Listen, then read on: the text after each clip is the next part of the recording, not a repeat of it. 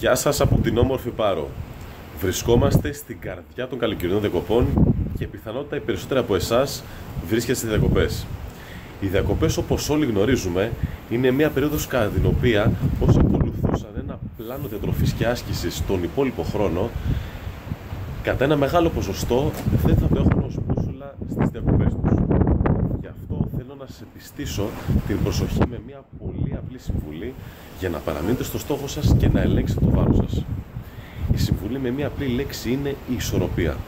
Και όταν λέω ισορροπία, εννοώ την ισορροπία μεταξύ της ενεργειακής κατανάλωσης και της ενεργειακής πρόσληψης. Για παράδειγμα, αν μια μέρα φάτε ενεργειακά πυκνά γεύματα, πιθανότατα σε μια ταβέρνα, ή φάτε περισσότερο από όσο θα έπρεπε, είναι αναγκαίο για να επιτευχθεί η ισορροπία να κινηθείτε και να ασκηθείτε περισσότερο. Με λίγα λόγια, εκείνη τη συγκεκριμένη μέρα πρέπει να περπατήσετε περισσότερο, να κολυμπήσετε περισσότερο στη θάλασσα, είτε να παίξετε περισσότερο ρακέτες. Αντίστροφα, αν μια μέρα φάτε μικρότερη ποσότητα φαγητού λόγω της καλοκαιρινής ζέστης, είτε λόγω του ότι δεν έχετε προγραμματίσει τα γεύματά σας, εκείνη την ημέρα έχετε το περιθώριο να ασκηθείτε λιγότερο ή να περπατήσετε λιγότερο ή και καθόλου.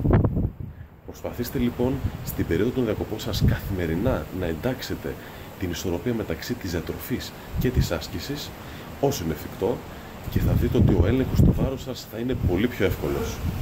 Για μένα το μενού σήμερα περιλαμβάνει σπιτική πίτσα.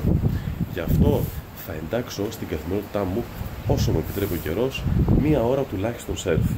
Καλές διακοπές και τα λέμε σύντομα.